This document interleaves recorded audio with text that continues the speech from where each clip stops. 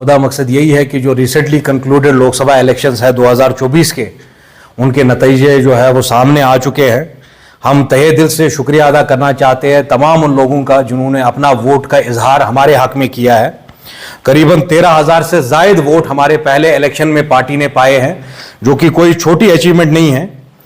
तो मैं तहे दिल से शुक्रिया अदा करना चाहता हूं बडगाम की आवाम का, श्रीनगर की आवाम का, पुलवामा की आवाम का, पूरे सेंट्रल कश्मीर की आवाम का, कि लोगों ने जोक दर जोक वो निकले और हमारे हक में उन्होंने अपने वोट जो है वो एक्सरसाइज किए। और ये पार्टी वाहिद एक ऐसी पार्टी है जिसका मंशूर जो है पहले दिन से आया है, जो मसले कश्मीर की बात करती है, 35 से 370 को रेस्टोर करने की बात करती है, कश्मीरियों के हकूक की बात करती है। ये वाहिद जम्मू कश्मीर की ऐसी एक पॉलिटिकल पार्टी है जिसके मंशूर में ये लिखा हुआ है कि there will be no alliance with BJP और आरएसएस। तो ये सारी चीजें जो ये 13,000 वो लोग हैं, इन्होंने लबैक किया है इस बात पे कि कोई एक ऐसी सियासी जमात है जो अनएम्बिगुअसली ये बीजेपी का मुकाबला कर रही है, बीजेपी के कम्युनल एजेंडा के खिलाफ लड़ रही है। ये बात बबागे दोहल कह रही है कि कभी भी बीजेपी के साथ कोई अलायंस नहीं होगी। तो हम शुक्रिया अदा करना चाहते हैं उन तमाम लोगों का, जनो मर्द का, जो हमारे बुजुर्ग हैं, नौजवान हैं, जिन्होंने बाहर निकल के हमारे हक में जो है अपने वोट का इजहार किया है। आप सब लोग कश्मीर की तारीख से वाकिफ है कि बड़ी बड़ी टावरिंग पर्सनैलिटीज जब उन्होंने पहले इलेक्शन लड़े तो कई सौ वोट भी उनके हक में नहीं आए, और इस पार्टी ने पहले ही इलेक्शन में 13,000 से शुरुआत की है।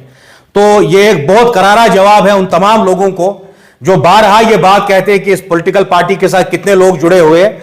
तो ये 13,000, we are 13,000 and going strong. इंशाअल्लाह अब जो हमारे पास जो जिम्मेदारी है कि घर घर, गली गली, कूचे कूचे जाके इन 13,000 वोटों को मुनज़्ज़म करने की, इस पार्टी यूनिट का जो स्ट्रक्चर है ग्रास रूट से स्ट्रेंथन करने की, ताकि कश्मीर की जो आवाम है उनको एक आवाज मिले आने वाले असेंबली इलेक्शन में। यही हमारा जो सबसे बड़ा मकसद होगा, ये मिशन होगा हमारा कि आने वाले असेंबली इलेक्शन से पहले इन 13,000 वोटरों के पास हम हर घर, हर गली, हर गांव में जाएं और उनको हक का जो पैगाम है उस पर लबैक जो करके हम इस मंजिल की तरफ बढ़े कि आने वाले असेंबली इलेक्शन में हमें पूरे शुद्धमत से जो है बीजेपी और यहां की जो रिवायती सियासतदान है, रिवायती पार्टियां हैं, उनका मुकाबला करना होगा। हम सबसे बड़ा सवाल जम्मू कश्मीर की आवाम के सामने यह रखना चाहते हैं कि कश्मीर 28 स्टेट और 8 यूनियन टेरिटरी में पर कैपिटा इनकम पे कहां स्टैंड करता है, इसका जिम्मेदार आखिर कौन है? कश्मीर में कितने डेंटल मेडिकल कॉलेज है, कितने लॉ कॉलेजेस है, कितने आईटी हब्स यहां हमने बनाए, कितना हमने इंफ्रास्ट्रक्चरल इंप्रूवमेंट किया जम्मू कश्मीर में। जम्मू कश्मीर को अगर हम मेट्रो सिटी दिल्ली से, बंबई से कंपेयर करते हैं तो हम इतने पीछे क्यों रह गए हैं, इसका सवाल जम्मू कश्मीर की आवाम के पास है और इस सवाल का जवाब भी आवाम के पास ही है। क्या हम आने वाले इलेक्शन में उन्हीं रिवायती सियासतदानों का साथ देंगे जिन्होंने 70 साल में हमारे लिए कुछ नहीं किया है? जो हमारा हाल है 28 स्टेट्स और 8 यूनियन टेरिटरीज में पर कैपिटा इनकम के हिसाब से हम 26वें रैंक पे है।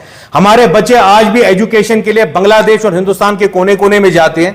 क्या ये इंजीनियरिंग, क्या ये मेडिकल कॉलेजेस कश्मीर में नहीं बन सकते थे? ये सवाल हमें अपने ज़मीर को भी पूछना चाहिए। ये जो 13,000 वोट है ये जरूर मसले कश्मीर की बात करने पे पड़े हैं, मगर ये 13,000 वोट इसलिए भी आए हैं कि ये एक वाहिद वो पॉलिटिकल जमात है जो जम्मू कश्मीर को एक रोड मैप दिखाती है कि आने वाले जो सालों में हमें कितनी मेहनत करनी पड़ेगी इंफ्रास्ट्रक्चर डेवलपमेंट में, जॉब क्रिएशन पे, हमारे नौजवानों के सरों पे हमें दस्ते शफकत रखना होगा और इस जम्मू कश्मीर को एक प्रॉस्परस जो है एरा में वी हैव टू अशर जम्मू कश्मीर। यही हमारा नारा भी है कि एक progressive self reliant Jammu and Kashmir.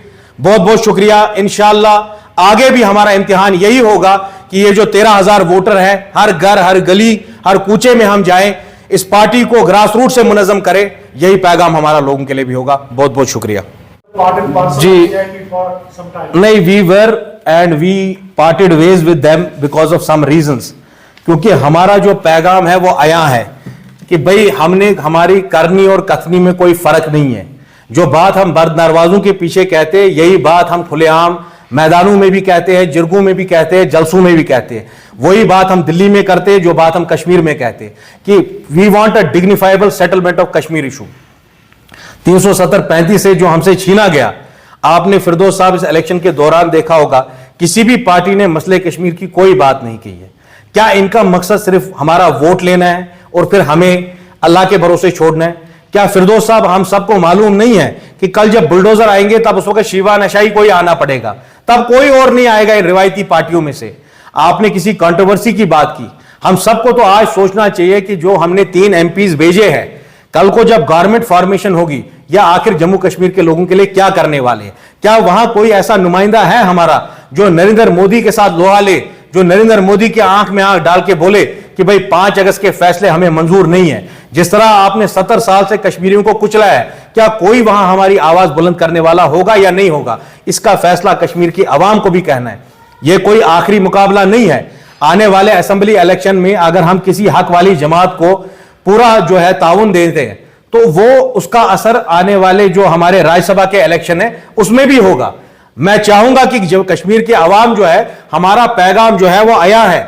हमारी करनी और कथनी में कोई फर्क नहीं है। ये पार्टी आज भी बोलती है कितने भी इलेक्शन हो जाए बीजेपी के साथ कोई अलायंस नहीं होगी, 370 पे कोई कॉम्प्रोमाइज नहीं होगा, 35 पे कोई कॉम्प्रोमाइज नहीं होगा, मसले कश्मीर पे कोई कॉम्प्रोमाइज नहीं होगा। तो मैं उम्मीद रखूंगा अपनी आवाम से कि हमारे पे जिम्मेदारी बिल्कुल है कि पार्टी के जितने वर्कर है, पार्टी के जितने लीडर है, वो पूरे जम्मू कश्मीर के हर एक खिते में जाएंगे और हक की आवाज को बुलंद करेंगे और हक का पैगाम घर घर लेके जाएंगे। यही बात मैं एआईपी वालों से और एनसी से भी पूछना चाहता हूं कि आपके नुमाइंदे तो कामयाब हो गए, अब वो क्या करेंगे उसका तमाशा तो पूरा जम्मू कश्मीर देखेगा। हम भी देखेंगे कि भाई हमारे नुमाइंदे जब चुन के वहां जाएंगे क्या वो हमारी बात करेंगे वहां की नहीं, क्या वो कश्मीरियों के हकूक के लिए, उनके एस्पिरेशंस के लिए, उनकी उम्मीदों के लिए क्या वो वहां आवाज उठाएंगे या नहीं उठाएंगे।